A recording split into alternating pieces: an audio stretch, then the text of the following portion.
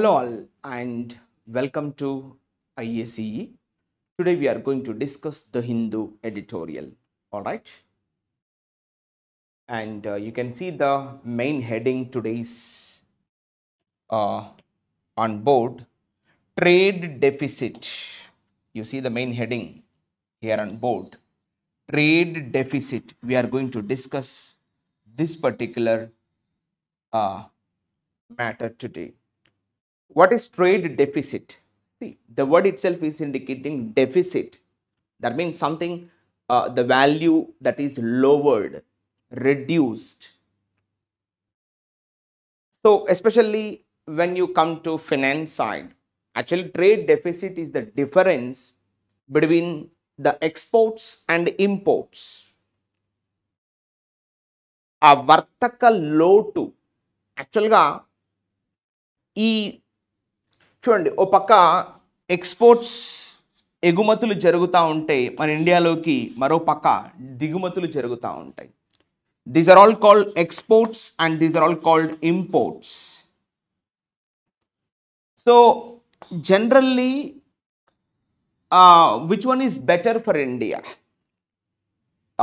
exports or imports? Generally we get the benefit from the exports comparatively imports.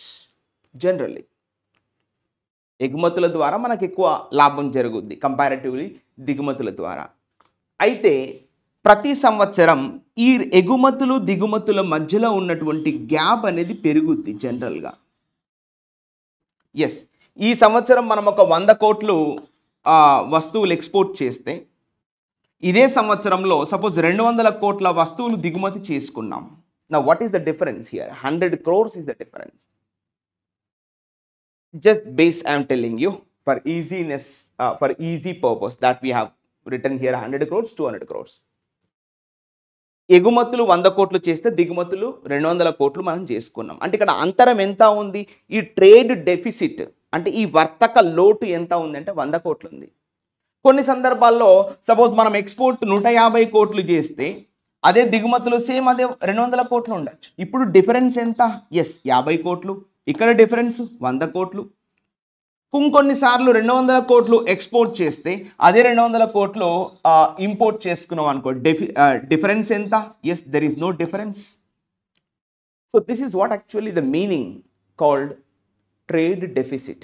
The difference between antaram, a gap between the exports and imports is called, this gap is called trade deficit. That's actually the meaning is that. ఈ trade deficit తగ్గాలి. చూడండి, ఇక్కడ 100 కోట్లు, ఇక్కడ 50 కోట్లు, ఇక్కడ 0 కోట్లు. అంటే మనం బెనిఫిట్ అవుతున్నట్టే కదా. ఒక్కొక్క సంవత్సరాన్ని కంపేర్ చేస్తే వీఆర్ బెనిఫిటింగ్. ఈ ట్రేడ్ డెఫిసిట్ ఏదైతే ఈ అంతరం, ఈ తేడా, ఈ మధ్య తేడా ఏదైతే ఉందో అది తగ్గితే మనకు లాభం. అది ష్రింక్ అవ్వాలి. Should not expand, it should shrink. అది డిక్రీజ్ అవ్వాలి, పెరగకూడదు, తగ్గాలి. తగ్గితే మనకు బెనిఫిట్.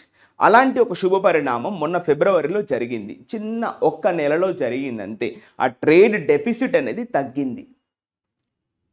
అంటే ఈ యొక్క ఇంపోర్ట్స్ తీసుకున్నటువంటి విధానం అనేది మన భారతదేశంలో కాస్త తగ్గింది అని రైటర్ యొక్క ఉద్దేశం. ఎందుకంటే మరి ఇప్పుడు ఒక 2 విధాలుగా ఆలోచించాలి. ట్రేడ్ డెఫిసిట్ తగ్గిందంటే ఒక శుభ పరిణామమే. మరి భారతదేశంలో ఏమైనా కన్జ్యూమర్ డిమాండ్ అనేది ఏమైనా తగ్గిందా? ఏమన్నా అంటే ప్రజలు వస్తువులు ఏమైనా, సర్వీసెస్ ఏమైనా కొనడంలో వెనుకడుగు వేస్తున్నారా? అలాంటిది ఏమైనా జరిగి ఉండొచ్చా అని రైటర్ యొక్క ఉద్దేశం. ఓ పక్క శుభ పరిణామమే, మరో పక్క ఈ ట్రేడ్ డెఫిసిట్ తగ్గితే ఇండైరెక్ట్గా ఆ పలానా పర్టికులర్ దేశంలో అక్కడ డిమాండ్ తగ్గుతున్నట్టు లెక్క. డిమాండ్, కన్జంప్షన్ డిమాండ్ తగ్గిపోతే ఆటోమేటిక్గా ట్రేడ్ డెఫిసిట్లో కూడా తగ్గుదల వస్తుంది. అంటే ఒక పక్క శుభ పరిణామమే, ఇంకో పక్క కంగారు పడాల్సినటువంటి అవసరం కూడా ఉంది అని రైటర్ యొక్క ఉద్దేశం. సో అందుకే ఏమని చూడండి, ఇక్కడ ట్రేడ్ డెఫిసిట్ అంటే మీకు ఇప్పుడు అర్థమైంది. The difference, the X percentage difference between the exports and imports is called, we called in English trade deficit. ఆ వర్తక లోటు ఓకే, సో దీన్ని ఈ విధంగా అర్థం చేసుకుందాం. అండ్ నెక్స్ట్ పాయింట్ మనం తీసుకుంటే ఇక్కడ హై బేస్ ఎఫెక్ట్ అని ఇచ్చాడు. ఇక్కడ high base effect. Base effect అంటే జనరల్గా ఇప్పుడు ఈ వాల్యూస్ ఎలా వీళ్ళు బయటికి తీస్తారు అంటే comparatively year on year, month on month, ఒక సంవత్సరం నుంచి ఇంకో సంవత్సరంలోకి. Right now we are in 2025, right? They compare the values with 2024. 2024లో ఉన్నటువంటి విలువల ప్రకారంగా ఫిబ్రవరిలో ఉన్నటువంటి 2024 ఫిబ్రవరిలో ఏవైతే వాల్యూస్ ఉన్నాయో, ఓకే, 2024 ఫిబ్రవరిలో ఏదైతే ఈ ట్రేడ్ డెఫిసిట్ ఉందో 2025 ఫిబ్రవరితోని కంపేర్ చేసినప్పుడు అది కాస్త తగ్గిందనుకో, that's called base effect. That's called base effect. అంటే 2024 కన్నా 25లో మంచి పర్ఫార్మెన్స్ సాధించింది భారతదేశం అందని యొక్క meaning. So that's called high base effect. అంటే 2024లో మంచి విలువలు అప్పుడు బాగా పర్ఫార్మెన్స్ చేసింది కాబట్టి 2025లో కూడా అదే పర్ఫార్మెన్స్ కనబరిచింది అని చెప్పడంలో దీని అర్థం దాగి ఉంది. ఓకేనా? సో దాన్ని బట్టి ఏమంటున్నారు రైటరు? చూడండి, మళ్ళీ ప్రిపోజిషనల్ ఫ్రేజ్ ఇక్కడ తీసుకుంటే on shrinking trade deficit rising exports. మన దగ్గర ట్రేడ్ డెఫిసిట్ అనేది ష్రింకింగ్ అవుతుంది అన్న. ఈ వర్తక లోటు ష్రింకింగ్ అంటే ఏంటి? తగ్గిపోయింది. అంటే గుడా బ్యాడా? Yes, it's a good thing for India అనేది. It's a celebration, but not at the cost of reducing the consumption in India. Celebration is required, but not at the cost of reduction in consumption.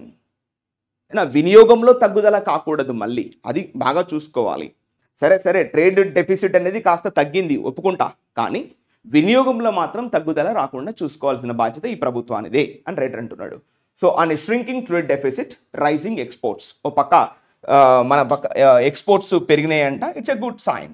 ఓకేనా? Comparatively imports, exports are increasing means it's a good sign for India, especially the writer wants to discuss with us. Okay, ఇప్పుడు చూద్దాం passage లో ఏమి ఇచ్చాడు. Let's start. All right, and here you can see that the subject the sentence is starting from here. India's goods trade in February saw its steepest decline in nearly 2 years. You see that full stop. Now here you can take the subject India's goods trade. Okay, verb చూడండి, sa, SAW, sa. Clear? India's goods trade, when is it? It is in February 2025. What happened to those goods trade? Right, saw its steepest decline. You see that? Steepest decline. Steepest means very sudden, abrupt, very inclined, very straightforward, very abruptly, very suddenly, at the moment. That's what the meaning. So India's goods trade saw its steepest decline, means failure, when in nearly 2 years. The writer is comparing in the last 2 years in February the goods trade ఏదైతే ఉందో అది చాలా 2 సంవత్సరాల కాలానికి పడిపోయింది. ఈ 2 సంవత్సరాల కాలంలో జరగాల్సినటువంటి ఆ పతనము ఈ యొక్క ఫిబ్రవరి మాసంలో జరిగింది. The writer wants to tell. Clear? Let's enter the next point. So at the same time exports, భారతదేశంలో ఉన్నటువంటి ఎగుమతులు, exports fell, see that the past tense V2, fall, fell, fallen, falling, falls, right? So the exports fell by 10.9% to $36.91 billion. You see that is called prepositional phrase. Yes, clear? So exports, ఎగుమతులు కూడా పడిపోయాయి. ఎంతకు పడిపోయాయి ఇదే ఫిబ్రవరి నెలలో అంటే ఇక్కడ మనకి 2 వాల్యూస్ ఇచ్చాడు. ఒకటి పర్సంటేజ్లో, అది డాలర్స్లోకి కంపేర్ చేస్తే దాని విలువ ఎంత అనేది 2 వాల్యూస్ ఇచ్చాడు. ఒకవేళ మీరు పర్సంటేజ్లో తీసుకుంటే 10.9% పడిపోయింది. పడిపోయి ఎక్కడ కూర్చుంది డాలర్లో అని తీసుకుంటే $36.91 బిలియన్ దగ్గర కూర్చుంది. That's a value we estimated, we calculated in February month. While ఇదే సమయంలో, while is the conjunction, comparatively 2 things. Here exports told, and now what are the imports? You see that. మరి దిగుమతులు ఎక్కడ ఉన్నాయి అంటే చూడండి, ఇంపోర్ట్స్ డ్రాప్డ్, దిగుమతులు కూడా పడిపోయాయి. ఎంతకు పడిపోయాయి అంటే 16.3%. That if you take in the percentage 16.3%, if you take in the dollars, that's a value is given here. It is to $50.96 billion కి పడిపోయింది. అంటే కంపారిటివ్లీ ప్రీవియస్ ఇప్పుడు బేస్ వాల్యూ కంపేర్ చేస్తే అది 2024 ఫిబ్రవరి అయి ఉండొచ్చు. సో 2025 ఫిబ్రవరికి కంపేర్ చేస్తున్నాడు. ఆ సంవత్సరంతో 2025 ఫిబ్రవరి కంపేర్ చేస్తే ఎగుమతులు ఎంతకు పడిపోయాయి అంటే దాదాపు 10.9% పడిపోయాయి. దిగుమతులు ఎంతకు పడిపోయాయి అంటే 16.3% కూడా పడిపోయాయి. అంటే ఇంత పతనం చూసాము ఈ యొక్క ఫిబ్రవరి నెలలో అందని యొక్క మీనింగ్ ఇక్కడ. క్లియర్? సో నౌ ఇలా పడిపోవడం ఏదైతే ఉందో దాని గురించి రైటర్ చెప్తున్నాడు. ఏం చెప్తున్నాడు? రిజల్టింగ్ ఇన్, ఇది దీనికి దారి తీసింది. ఇది జెరెండియల్ ఫ్రేజ్ అంటాం. ఇది వర్బ్ కాదు, ఇది noun phrase. Okay, resulting in the smallest trade deficit. చూడండి ఇక్కడ చివరికి దేనికి దారితీసింది? ఒక చిన్న వర్తక లోటుకు దారితీసింది. ట్రేడ్ డెఫిసిట్ అంటే ఈ ఎక్స్పోర్ట్స్ ఇంపోర్ట్ మధ్యలో కొంచెం ఆ వ్యవధి, ఆ డిఫరెన్స్ అనేది కాస్త తగ్గింది కంపారిటివ్లీ ద ప్రీవియస్ ఇయర్. 2024 ఫిబ్రవరితో కంపేర్ చేసుకుంటే 2025 ఫిబ్రవరిలో ఆ ట్రేడ్ డెఫిసిట్ ఏదైతే ఉందో అది కాస్త తగ్గింది. నేను చెప్పాను కదా, సపోజ్ 100 కోట్ల వ్యాపారం కనుక 2024లో ఉంది ఫిబ్రవరిలో అనుకుంటే అది కాస్త 50 కోట్లకు తగ్గింది అంతనే యొక్క మీనింగ్. ట్రేడ్ డెఫిసిట్ మీన్స్ ఆ అంతరం తగ్గింది. ఎక్స్పోర్ట్స్కి ఇంపోర్ట్కి మధ్యలో ఉన్నటువంటి ఆ అంతరం, ఆ డిఫరెన్స్ కాస్త తగ్గింది. అంటే గుడ్ సైన్ కదా, మంచి సూచకం కదా అని రైటర్ అంటున్నాడు. సో ఇన్ ఓవర్ 3 years, గత 3 ఏళ్ళుగా కంపేర్ చేస్తే ఈ వాల్యూస్ మనకు అర్థం అవుతుందంట. నేను 2024 అంటున్నాను కానీ వాళ్ళు గత 3 ఏళ్ళుగా కంపేర్ చేసి చెప్తున్నాడు. ఇన్ లాస్ట్ 3 years, 3 years అంటే 42 months కదా. సో ఆ విధంగా మనం అర్థం చేసుకోవాలి కమ్సే కమ్. సో ఈ ట్రేడ్ డెఫిసిట్ తగ్గి ఎక్కడ కూర్చుంది అంటే ఫైనల్గా ఎట్ $14 బిలియన్ అని రైటర్ చెప్తున్నాడు. This is what the clarity. Clear? So ఇప్పుడు ఈ పాయింట్ మనం ఫోకస్ చేసి ఎక్స్పోర్ట్స్ ఇంపోర్ట్స్ ఎంతకు తగ్గాయి అనేది ఇచ్చాడు. ఆ ట్రేడ్ డెఫిసిట్ తగ్గి ఎక్కడ కూర్చుంది అంటే $14 బిలియన్ దగ్గర కూర్చుందంట. So this is what the clarity. So ఈ విధంగా సెకండ్ సెంటెన్స్ కూడా పూర్తి చేసాం. The next line we can take. So while is called a conjunction at the same time. ఇదే సమయంలో what happen? So a shrinking trade deficit. ఇప్పుడు చూడండి, అ shrinking trade deficit, ఇలా తగ్గుతున్నటువంటి అంతరం, ఎక్స్పోర్ట్స్కి ఇంపోర్ట్కి మధ్యలో ఆ తేడా ఏదైతే తగ్గుతుందో దాని గురించి మాట్లాడుతున్నాడు. ష్రింకింగ్ అంటే లోవరింగ్, రెడ్యూసింగ్, మినిమైజింగ్, తగ్గిపోతున్నటువంటి అని మీనింగ్ వస్తుంది. So shrinking trade deficit driven by rising exports. ఇప్పుడు చూడండి సబ్జెక్ట్ ఏంటి? Shrinking trade deficit. వర్బ్ చూడండి, వుడ్ హ్యావ్ బీన్. ఇగో వుడ్ హ్యావ్ బీన్ అనేది verb. would have been a positive development, ఒక శుభసూచకమైనటువంటి అభివృద్ధిగా కనబడచ్చు, ఉండొచ్చు అంటున్నాడు. ఈ ట్రేడ్ డెఫిసిట్ ఎట్లా వచ్చింది అంటే చూడండి, driven by rising exports. Exports పెరిగితే మనకు లాభం కదా. సో అలా ఈ ఎక్స్పోర్ట్ పెరగడం వల్ల ఆ ట్రేడ్ డెఫిసిట్ అనేది కాస్త తగ్గిందంట. సో దానివల్ల ఏమంటున్నాడు? Would have been a positive development. సరే పాజిటివ్ డెవలప్మెంట్ అయ్యి ఉండొచ్చు కానీ the simultaneous decline in exports and imports. మళ్ళీ సబ్జెక్ట్ ఏంటి? ద. చూడండి ఇక్కడ ఇది article. The simultaneous decline at the same time, అక్కడ ఒక తగ్గుదల కూడా ఉంది. ఇది subject, simultaneous decline. And the verb is here is the verb. చూడండి, that's all. The simultaneous decline is a cause for concern. మరి ఎట్ ద సేమ్ టైం ఏం జరుగుతుంది? ఇక్కడ ఒక డిక్లైన్ అనేది చూడడం జరిగింది. ఎక్కడ అంటే చూడండి, ఇన్ ఎక్స్పోర్ట్స్ అండ్ ఇంపోర్ట్స్. చెప్పాం కదా పైన, ఎక్స్పోర్ట్స్ వాల్యూ ఎంత పడిపోయింది అనేది ఇక్కడ ఇచ్చాడు. 10.9% పడిపోయింది. ఇంపోర్ట్ వాల్యూ ఎంతకు పడిపోయింది? 16.3%కు మన దగ్గర ఆ విలువలు పడిపోయాయి. సో ఇది చింతించాల్సినటువంటి అవసరం అని రైటర్ చెప్తున్నాడు ఇక్కడ. సరే మిత్రమా, ఎక్స్పోర్ట్స్ పెరిగినాయి, ఓకే, చాలా మంచి విషయము, భారతదేశం అభివృద్ధి పథంలో నడుస్తుంది. But at the same time ఈ యొక్క ఇంపోర్ట్స్ అనేవి తగ్గాయి కదా. It's a cause for concern, అంటే చింతించాల్సినటువంటి అవసరం ఉంది. ఎందుకు సార్, ఎందుకు చింతించాలి అంటే ఏమైనా డిమాండ్ పడిపోతుందా భారతదేశంలో? ప్రజలేమైనా వస్తు సేవలు కొనట్లేదా? మరి ప్రజల చేతుల్లో డబ్బులు లేవా అనేది మనం ఆలోచించాలి ఇండైరెక్ట్గా అని రైటర్ చెప్తున్నాడు ఇక్కడ. క్లియర్? సో ఈ విధంగా ఇప్పుడు రెండు సెంటెన్స్ ఉన్నాయి మనకు, రెండు కూడా ఇక్కడ సబ్జెక్ట్ వర్బ్ అగ్రిమెంట్తో అటాచ్ అయి ఉన్నాయి. వైల్ అనేది ఇక్కడ కంజంక్షన్గా మనం తీసుకుంటాం. క్లియర్? సో ఈ విధంగా let's enter the next line. మరి ఇక్కడ ఎక్స్పర్ట్స్ ఏమంటున్నారో చెప్తున్నాడు. ఎక్స్పర్ట్స్ కొంతమంది నిపుణులు. వర్బ్ చూడండి, అట్రిబ్యూట్ చూడండి. అట్రిబ్యూట్ అంటే ఎప్పుడు కూడా టు తీసుకుంటుంది చూడండి.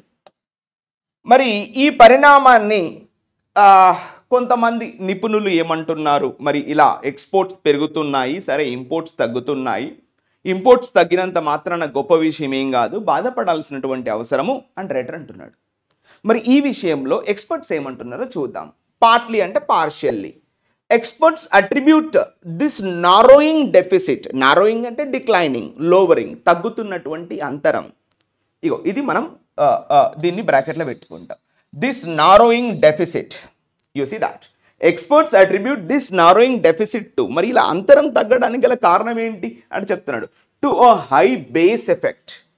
అంత బేస్ ఎఫెక్ట్ అంటే చెప్పాం కదా, previous values.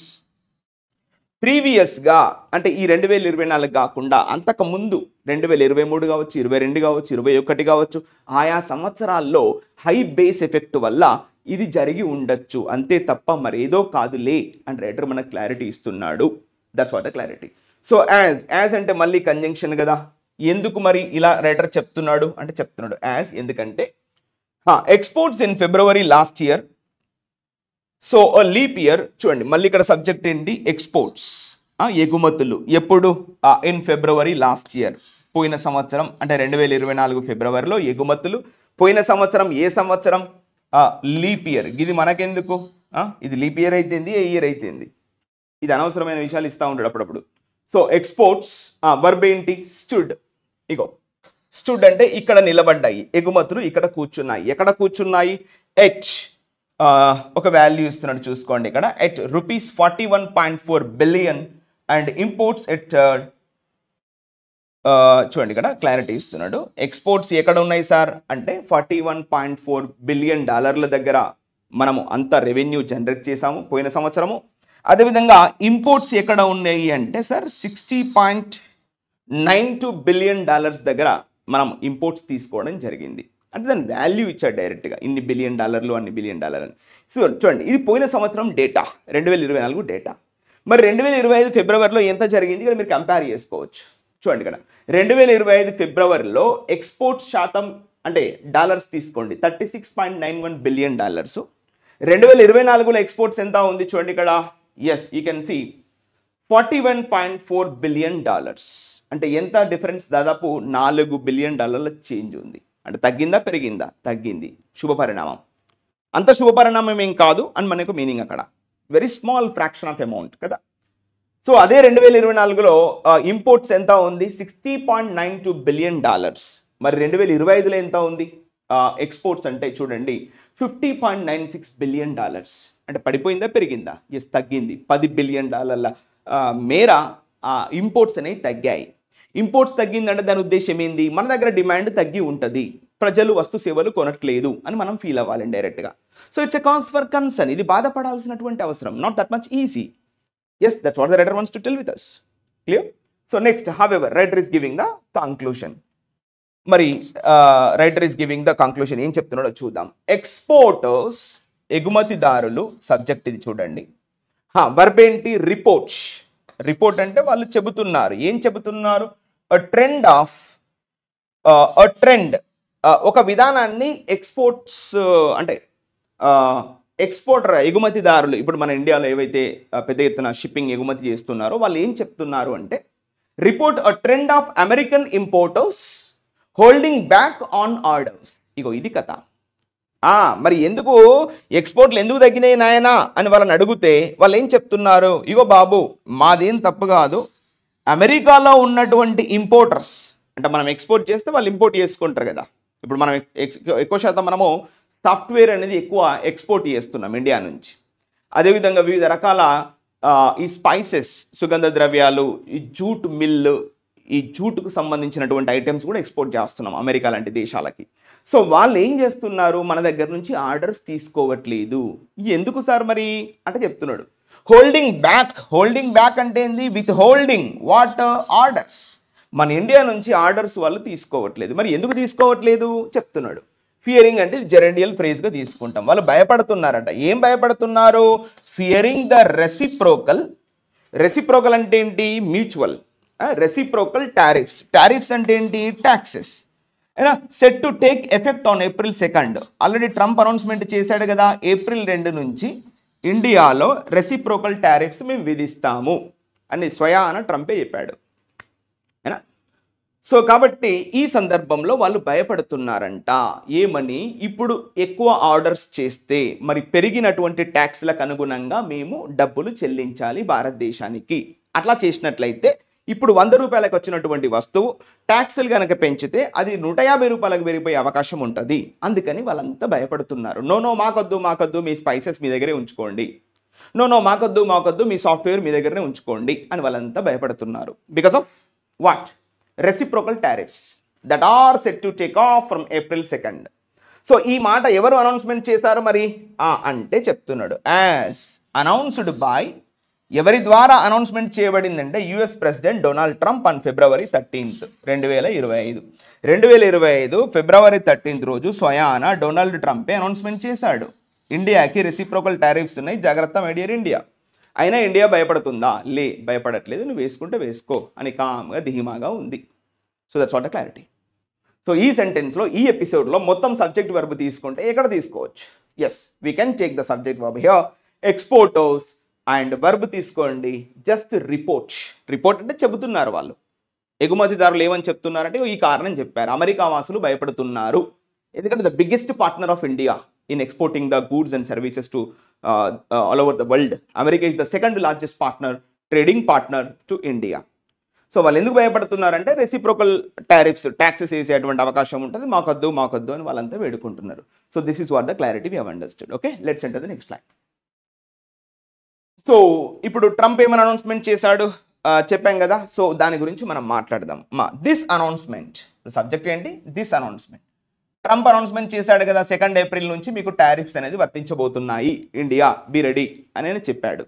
So that is the meaning of this announcement. ఈ అనౌన్స్మెంట్ ట్రంప్ ఎప్పుడు చేశాడు అంటే చెప్తున్నాడు, కేమ్ వచ్చింది. V1 V2? Yes, V2. This announcement came just before. ఇగో ఇది మనము కంజంక్షన్గా తీసుకోవచ్చు. జస్ట్ బిఫోర్, దీనికి ముందు. దేనికి ముందు? His meeting. ఇక్కడ హిజ్ మీటింగ్ అంటే ఎవరు? ట్రంప్ యొక్క మీటింగ్. ఎవరితో కలిశాడు Trump? Meeting with prime minister Narendra Modi. Narendra మోదీతోని కలిసినటువంటి కొన్ని వారాల ముందే ఈ యొక్క అనౌన్స్మెంట్ చేయడం జరిగింది. This announcement came just before his meeting with prime minister Narendra Modi. అంటే ఈయన February 13 అంటున్నాడు కదా, నరేంద్ర మోదీ మేబీ February 20 రోజు కలిసి ఉంటాడు. Just before he's meeting with prime minister Narendra Modi కలిసే ముందే ఈ అనౌన్స్మెంట్ చేయడం జరిగింది. సో వేర్, మరి ఆ అనౌన్స్మెంట్లో ఏం జరిగింది చెప్తున్నాడు. వేర్, అక్కడ ఏం జరిగిందంటే చెప్తున్నాడు, దే అంటే ఎవరు? వీళ్ళిద్దరు, Trump, Modi, these 2 prime ministers. Verb ఏంటి? అన్వెయిల్డ్. చూడండి, అన్వెయిల్డ్ అంటే రివీల్డ్, ఓపెన్డ్, డిస్క్లోజ్డ్. అయితే జనరల్గా so we have the meaning in English veil. Veil అంటే తెలుసు కదా, వెయిల్ అంటే ముసుగు. That we call in our హిజాబ్ అంటాం కదా, that we wear for the covering the face, we call that is veil. Veil means to cover, దాచిపెట్టడం. మరి అన్వెయిల్ అంటే అన్కవర్, ఓపెన్ చేయడం, just like that. So reveal అన్నా అన్వెయిల్డ్ అన్నా రెండు మీనింగ్స్ ఒకటే, which means to open something. Okay, so they unveiled అంటే they revealed, they opened, they disclosed. What? They unveiled an ambitious plan. ఒక మంచి ambitious ప్లాన్ను వాళ్ళిద్దరు కలిసి ఓపెన్ చేశారంట. దేనికోసం? To boost. What? To boost means to encourage. To boost, to encourage bilateral trade, to అయినా ద్వైపాక్షిక వాణిజ్యాన్ని పెంచుకోవడానికి వాళ్ళిద్దరూ ఒక అజెండా, ఒక ప్లాన్ కూడా వాళ్ళు ఓపెన్ చేయడం జరిగిందంట. ఎంతకు పెంచుకుందామని డిసైడ్ అయ్యారు ఈ బైలాటరల్ ట్రేడ్ అంటే చెప్తున్నాడు $2 500 బిలియన్ బై 2030.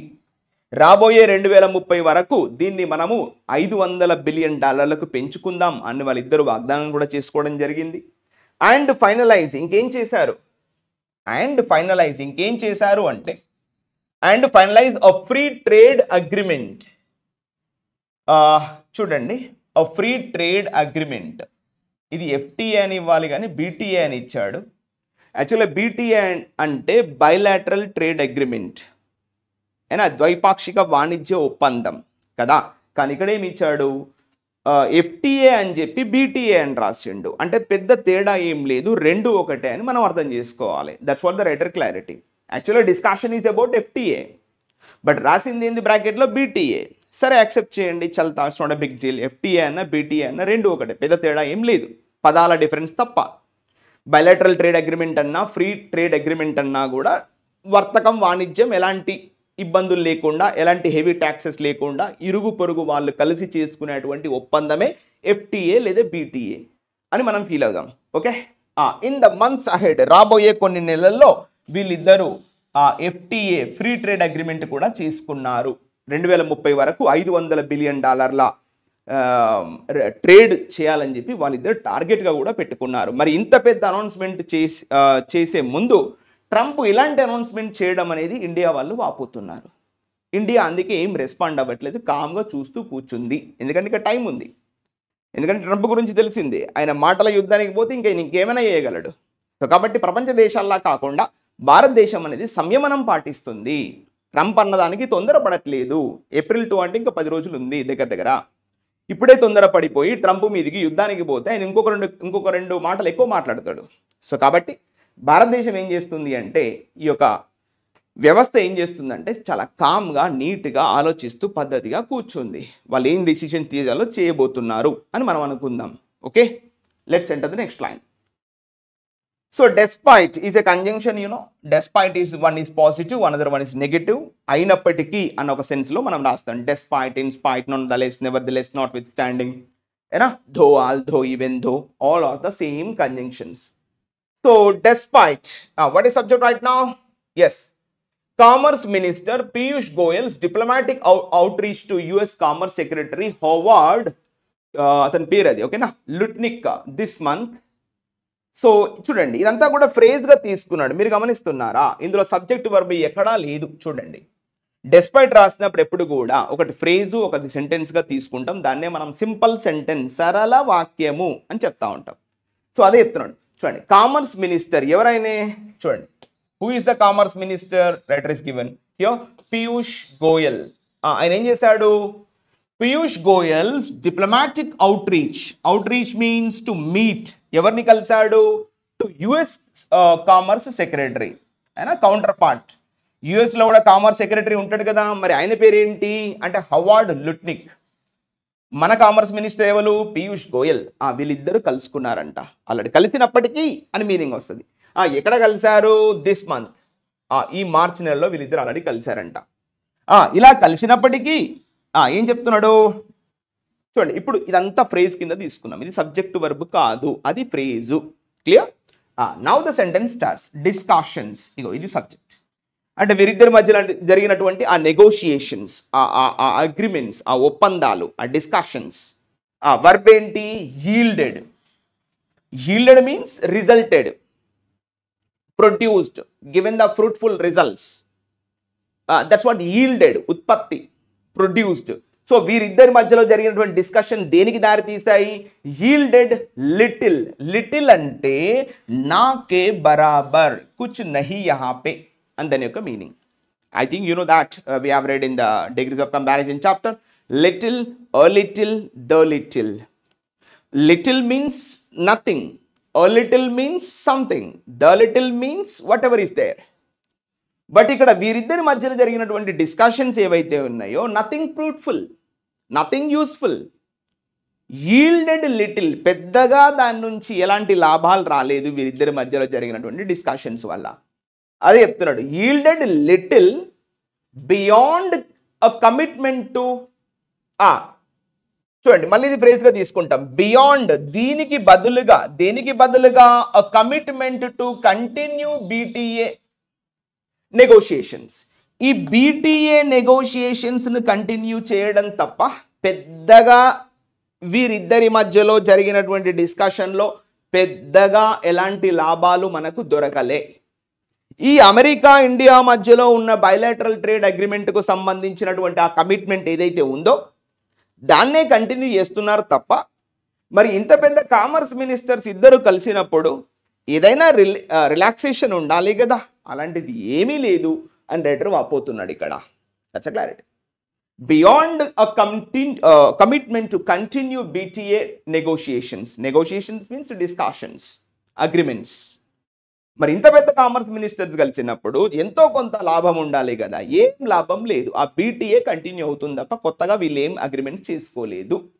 డెస్పైట్ అంటే వీళ్ళిద్దరు కలిసినప్పుడు despite these visit nothing produced fruitful. That's what the writer wants to discuss with us. Close. Let's enter.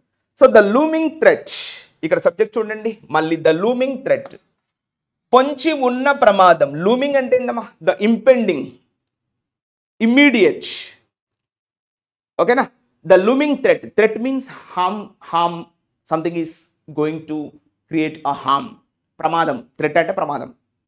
So the looming threat of reciprocal tariffs, ఇగో ఇది మనం హోల్లో పెట్టుకుంటాం కదా, the looming threat of reciprocal tariffs.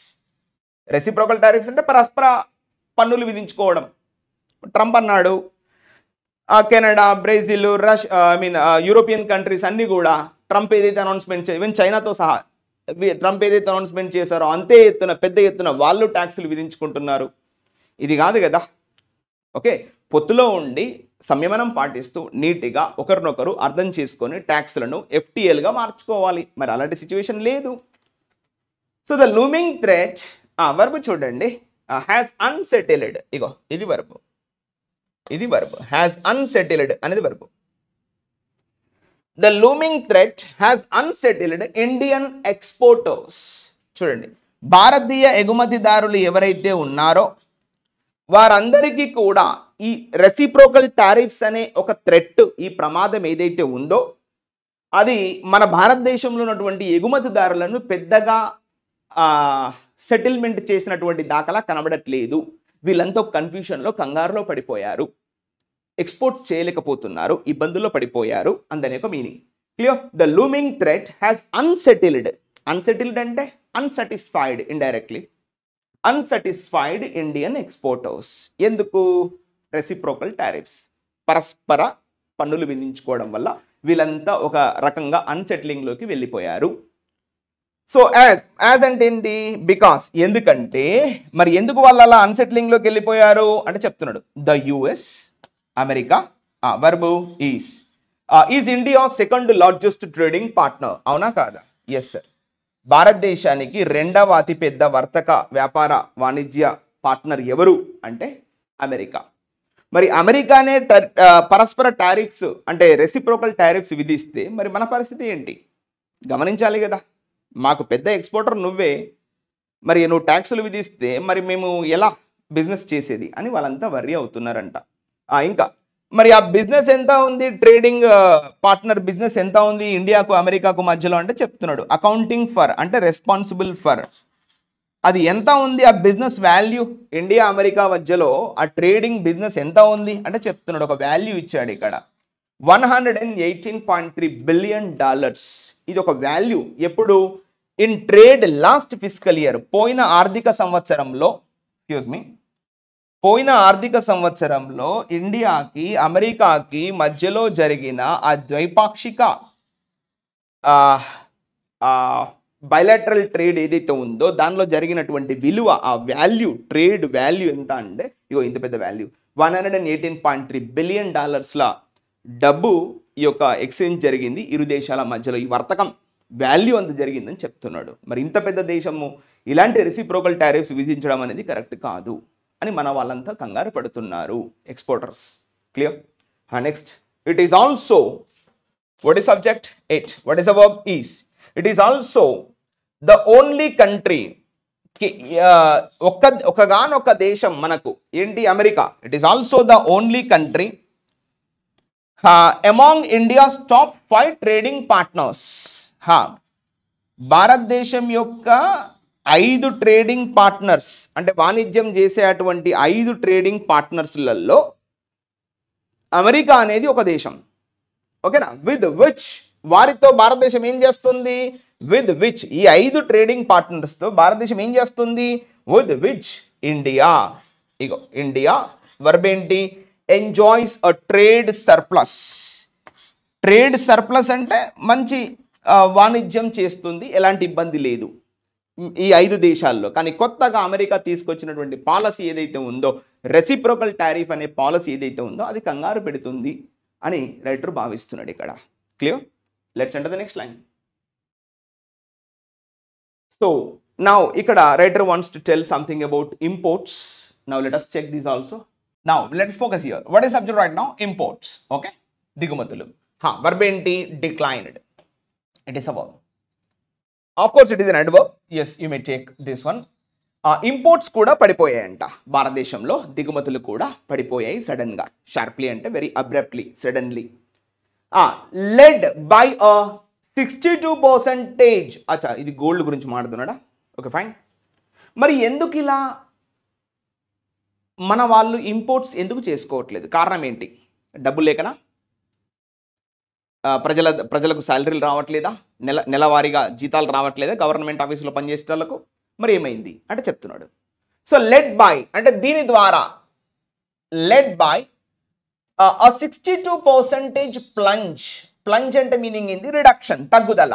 ఎక్కడ? In gold imports. ఇది కథ. Gold దిగుమతుల్లో 62% గోల్డ్ దిగుమతులు అనేది పడిపోయాయి. Just comparatively the previous year. Imports compare to last February, పోయిన సంవత్సరం 2024 ఫిబ్రవరితో కంపేర్ చేస్తే 2025 ఫిబ్రవరిలో 62% గోల్డ్ దిగుమతులు పడిపోయాయి. ఇది కథ. It's a biggest threat. ఎందుకంటే మరి బంగారం అనేది అతిపెద్ద ఇంపోర్టర్, దాని వాల్యూ కూడా ఎక్కువనే ఉంటుంది. అట్లాంటిది 62% పడిపోయిందంటే it's not a simple thing అని రైటర్ యొక్క ఉద్దేశం. So clear? Next enter the next line. This drop, ఈ తగ్గుదల 62% ప్లంజ్ ఏదైతే ఉందో దాని గురించి. This drop is linked to, ఇగో ఇది వర్బ్, పాసివ్ వాయిస్. దేనితో లింక్ చేస్తున్నాడు writer? Linked to domestic gold prices. Domestic అంటే మన దేశీయంగా విత్ ఇన్ ఇండియా. మరి ఎందుకు 62% గోల్డ్ ఇంపోర్ట్స్ పడిపోయాయి? కారణం ఏంటి అంటే చెప్తున్నాడు. దిస్ డ్రాప్, ఈ తగ్గుదల, ఈ ప్లంజ్ ఈజ్ లింక్డ్ టు, దీనికి లింక్ పెట్టాడు. దేనికి? Domestic gold prices surging to, surging అంటే increasing, surging to rupees 87,886 per 10 grams. ఇగో ఇది కథ. ఈ కథ ఎప్పుడు జరిగింది? లాస్ట్ వీక్ అంట. పోయిన వారము 10 గ్రాముల బంగారం, చూడండి ఎంత వాల్యూ, దాదాపు ఇది ₹1,00,000 కూడా పోతుంది అన్నట్టు వెరీ సూన్గా దీన్ని బట్టి చూస్తే కదా. 87,000 అంటే నథింగ్ బట్ 90,000.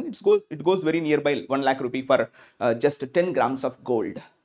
అంటే 1 gram gold cost equals almost 8,700 near by we take.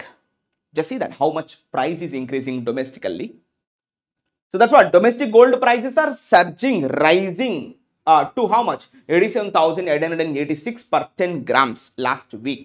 పోయిన వారము ఇంత పెద్ద ఎత్తున ధరలు పెరిగాయి. అందుకని చెప్పేసి ఎవరు బంగారం కొనట్లేదు. బంగారం కొనకపోతే ఏమవుద్ది? దిగుమతులు అనేది పడిపోయాయి. ఎంతకు పడిపోయాయి? 62% దిగుమతులు పడిపోయాయి.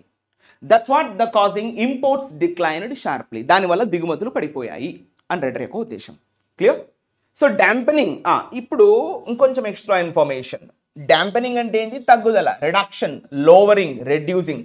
డాంపెనింగ్ కన్స్యూమర్ డిమాండ్. దీనివల్ల ఒక వినియోగదారుడు తను కొనుక్కోవాల్సిన బంగారాన్ని కొనలేకపోతున్నాడు. డాంపెనింగ్ అంటే తగ్గుదల. డాంపెనింగ్ కన్స్యూమర్ డిమాండ్. కన్స్యూమర్ డిమాండ్ అనేది పడిపోయింది. కన్స్యూమర్ డిమాండ్ పడిపోవడం వల్ల దిగుమతులు కూడా పడిపోయాయి అని రైటర్ యొక్క ఉద్దేశం. క్లియర్? అదే నెక్స్ట్ లైన్. మళ్ళీ ఇంకొక ఎగ్జాంపుల్ చెప్తున్నాడు. ఇప్పుడు గోల్డ్ గురించి మాట్లాడాడు కదా, ఇంకొక ఎగ్జాంపుల్ ఆయిల్ ఇంపోర్ట్స్. ఇప్పుడు డీజిల్, పెట్రోల్ ఉన్నాయి కదా, వాటి గురించి. ఆయిల్ ఇంపోర్ట్స్ ఆల్సో ఫెల్. ఇవి కూడా పడిపోయాయి ధరలు. ఎంతకు అంటే ధరలు కాదు, సారీ, దిగుమతులు పడిపోయాయి. Oil imports fell nearly 30%. Oh my god. అంటే 100లో 30% డీజిల్, పెట్రోల్ దిగుమతులు కూడా పడిపోయాయి. మరి అవి ఎందుకు పడిపోయాయి, కారణం ఏమైనా ఉందా అంటే చెప్తున్నాడు. ఎందుకంటే బికాస్ ఎందుకు పడిపోయాయి డీజిల్ పెట్రోల్ ధరలు అంటే చెప్తున్నాడు. ఇండియా భారతదేశం డైవర్సిఫైడ్ అంటే segregated, separated, classified, categorised, typed, వివిధ రకాలుగా విడగొట్టింది భారతదేశం, diversified. So India diversified its supply sources. ఇగో ఇది కథ. India diversified its supply sources. అంటే ఇప్పుడు మనము ఒక్కరి దగ్గర నుంచే డీజిల్ పెట్రోల్ కొనకుండా వివిధ రకాల సప్లై ఎక్కడి నుంచి వస్తుంది, ఆయిల్ ఎవరెవరు అమ్ముతున్నారు ఈ ప్రపంచంలో. ఇప్పుడు మనము ఒపెక్ కంట్రీస్ అంటూ ఉంటాం, అరబ్ కంట్రీస్ అంటూ ఉంటాం. వాళ్ళు కాకుండా ఇంకెవరైనా రష్యా లాంటి దేశాలు అమ్ముతున్నారా, కొరియన్ దేశాలు ఎవరైనా ఆయిల్ అమ్ముతున్నారా, అట్లాంటి వాటిని వెతుక్కుందంట భారతదేశం. India diversified its supply sources. ఎక్కడైతే ఈ ఆయిల్ వస్తుందో ఆయా ప్రాంతాలకు వెళ్ళి అక్కడ నుంచి ఆయిల్ ఇంపోర్ట్ చేసుకోవడం మొదలుపెట్టింది. కేవలం అమెరికా నుంచి మాత్రమే కాకుండా అందని యొక్క మీనింగ్.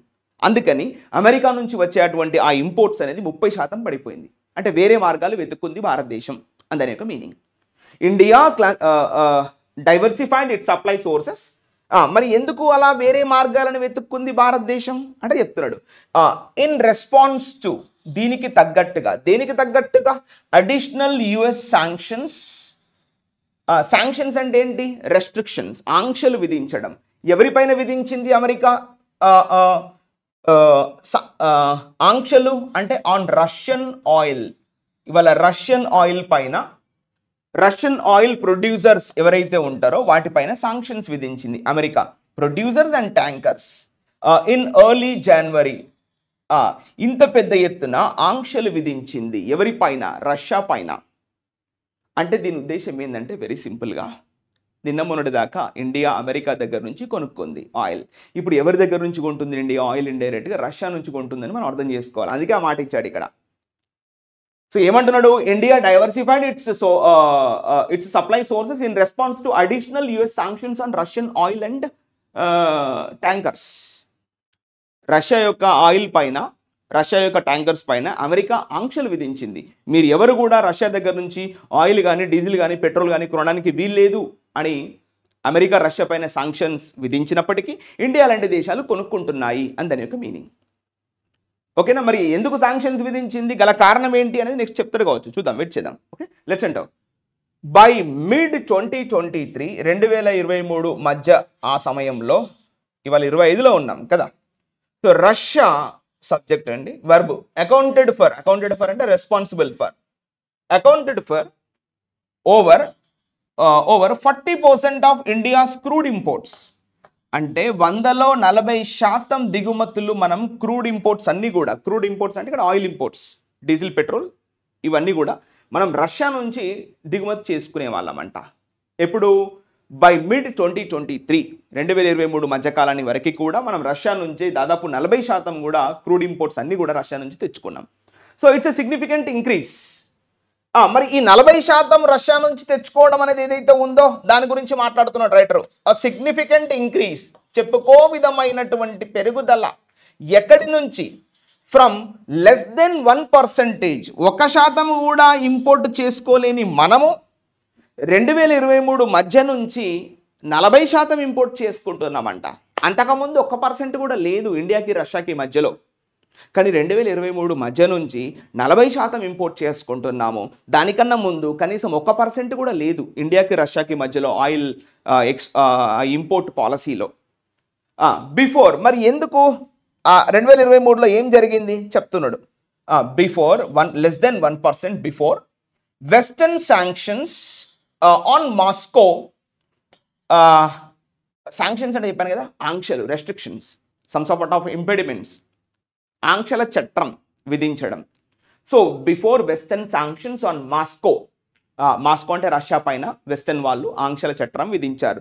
ఎందుకు ఆంక్షలు పెట్టారు అంటే చెప్తున్నాడు. ఫాలోయింగ్ అంటే దేని తర్వాత ఫాలోయింగ్ ఇట్స్ 2022 ఇన్వేజియన్ ఆఫ్ ఉక్రెయిన్. ఇది కథ.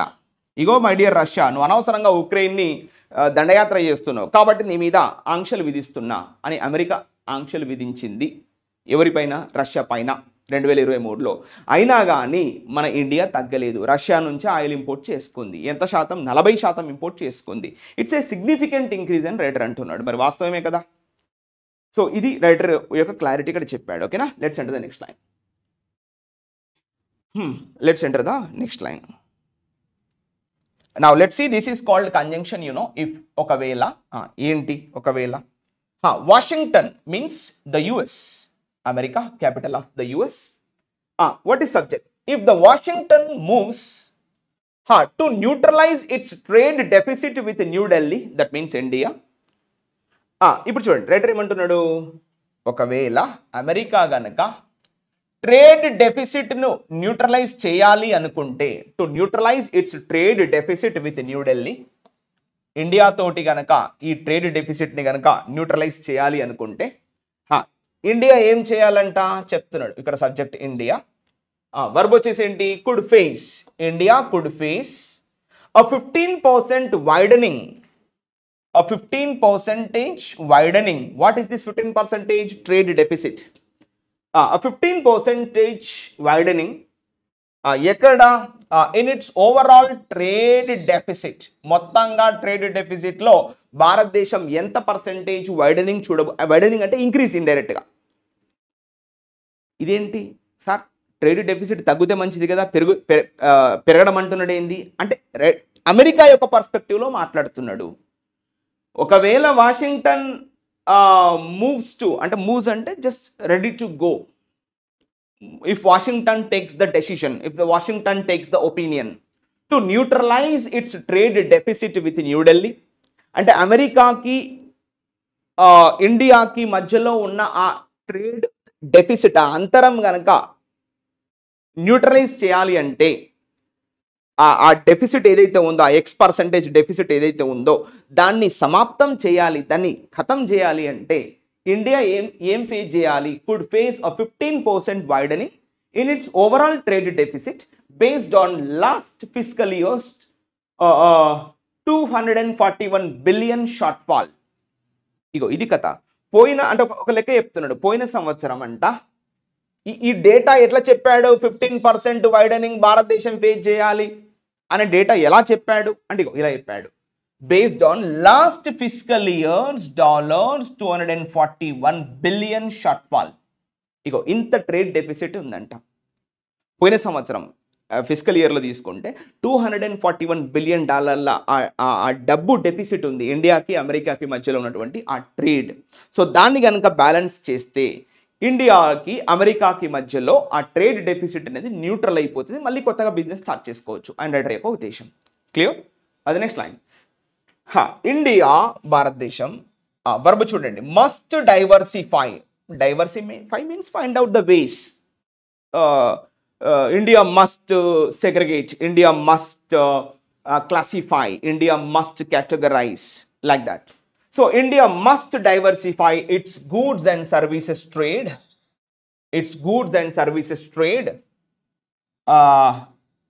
to how much? To reduce its heavy reliance.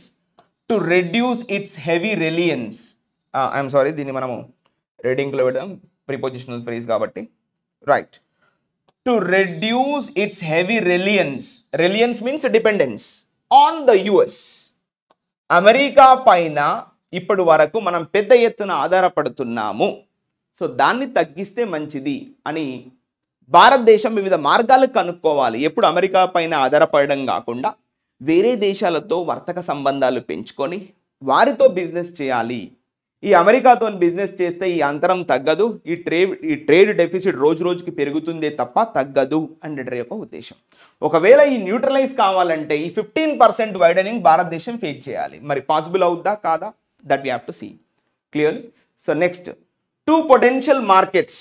మరి వేరే దేశాలు ఏమున్నాయి సార్ అంటే ఉన్నాయి ప్రపంచంలో. ఏంటవి? ఇగో on the US 2 potential markets, 2 బలమైనటువంటి మార్కెట్లు. ఏంటవి 2 పొటెన్షియల్ మార్కెట్స్? ఏంటవి అంటే చెప్తున్నాడు. ఒకటి చైనా అండ్ ఇంకొకటి యూకే, ఒకటి చైనా అండ్ ఇంకొకటి బ్రిటన్ అని రైటర్ చెప్తున్నాడు. వీటితో సంబంధాలు కలుపుకోండి, వీటితో పొత్తులు కలుపుకోండి అని రైటర్ యొక్క ఉద్దేశం. రీసెంట్గా ప్రైమ్ మినిస్టర్ అనౌన్స్మెంట్ చేశాడు, మాకు చైనాతో ఎలాంటి విభేదాలు లేవు, we are ready to talk with you అన్న విధంగా ఒక పాజిటివ్ సంకేతాలు చైనాకు పంపాడు. వాళ్ళు కూడా ఓకే అని చెప్పేసి బిజినెస్ చేయడానికి రెడీగా ఉన్నారు అండ్ లెటర్ యొక్క ఉద్దేశం. Clearly next, while is the conjunction joining the two sentences and here you can take imports is the subject. Verb ఏంటి? ఇంపోర్ట్స్. ఎక్కడి నుంచి? From China.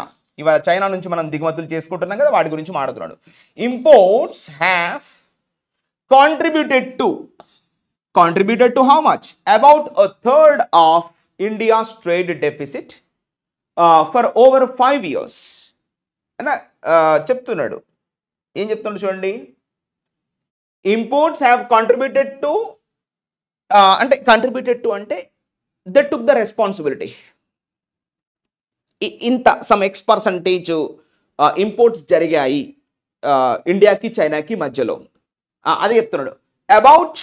చూడండి, about a third of India's trade deficit. అంటే చైనాతో compare చేస్తే ఇండియాకు a third of its trade deficit. మన trade deficit suppose ఇండియాకి చైనాకి మధ్యలో ఒక 100% ఉన్నది అనుకుందాం. ఆ 100%లో 1/3 అంటే 33% ఇండియాకి చైనాకి మధ్యలో ట్రేడ్ డెఫిసిట్ ఉందంట అని దాని యొక్క మీనింగ్. డైరెక్ట్ చెప్పచ్చు కదా, ఇట్లా ఎందుకు రాయడం అంటే రాస్తాడు ఆయన ఇష్టం. ఫర్ ఓవర్ 5 years, రాబోయేటువంటి 5 ఏళ్లలో ఇంత డెఫిసిట్ ఉందంట. డైరెక్ట్ చెప్పచ్చు కదా, 33% అంటే అయిపోద్ది కదా, అంటే ఆ వాల్యూస్ చెప్పడానికి ఇష్టం లేదు కాబట్టి ఇట్లా రాశాడు.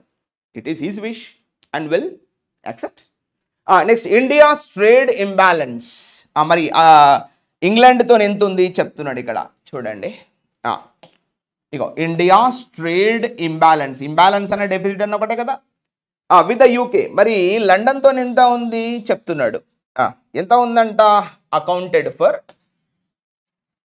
ఇదేమో చైనా గురించి, ఇప్పుడు యూకే గురించి. Accounted for less than 3% of its total deficit last fiscal year. less than 3%, చాలా తక్కువ. Total deficit last physical year, పోయిన ఆర్థిక సంవత్సరంలో ఇంగ్లాండ్తోని కంపేర్ చేస్తే కేవలం 3% కన్నా తక్కువ ట్రేడ్ డెఫిసిట్ ఉందంట. అంటే మంచి వాల్యూస్ ఉన్నాయి ఈ దేశాలతోటి, నువ్వు వీటితో బిజినెస్ చేసుకోవచ్చు కదా అని లెటర్ యొక్క ఉద్దేశం ఇది. So next, the free trade agreement FTA short cut, ఇది subject. The free trade agreement, మొత్తం చెప్పాలి కదా, the free trade agreement negotiations, ఇది మొత్తం చెప్పాలి.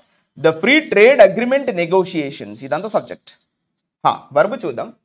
నెగోషియేషన్స్ డిస్కషన్స్ నా, verb is here are. The free trade agreement negotiations with the UK. ఇవాళ మనము ఇంగ్లాండ్ తోటి ఏదైతే మనం ఫ్రీ ట్రేడ్ అగ్రిమెంట్ చేసుకుంటున్నామో దాని గురించి మాట్లాడుతున్నాడు. ఆర్ an opportunity, ఇది ఒక మంచి అవకాశం భారతదేశానికి. For what? For India. an opportunity for India. దేనికి? టు షిఫ్ట్ దిస్ బ్యాలెన్స్, ఈ తేడా అమెరికాతో ఉన్నటువంటి బ్యాలెన్స్ని షిఫ్ట్ చేసుకోవడానికి తనకు అనుగుణంగా, ఇన్ ఇట్స్ ఫేవర్, భారతదేశానికి అనుగుణంగా ఈ బ్యాలెన్స్ ఏదైతే షిఫ్ట్ చేసుకోవాలనుకుంటుందో యూకేతోని షిఫ్ట్ చేసుకోవడం చాలా మంచిది తనకు అనుగుణంగా అని రైటర్ భావిస్తున్నాడు. సో ఇందులో సబ్జెక్ట్ వర్బ్ తీసుకుంటే the free trade agreement negotiations, verb వచ్చేసి ఆర్. రీసెంట్గా మన వాళ్ళు ఆల్రెడీ ఇంగ్లాండ్కి వెళ్ళి మన ఎక్స్టర్నల్ అఫేర్స్ మినిస్టర్ అక్కడికి వెళ్ళి కూడా డిస్కషన్ పెట్టడం జరిగింది. సో ఇవన్నీ చూస్తే ఒక మంచి పరిణామంగా అమెరికాతోని పొత్తులు పెట్టుకోవడం కన్నా ఇంగ్లాండ్తోని పొత్తులు పెట్టుకుంటే మంచి లాభం చేకూరే అవకాశం ఉంది అని రైటర్ భావిస్తున్నాడు. So this is what we have read. So hope you understand, guys.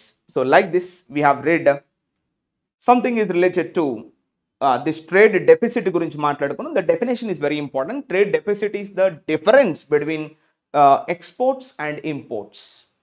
So it is shrinking, good for India, widening, bad for India. Just remember that. Okay guys, so hope you understand. Thank you, have a good day.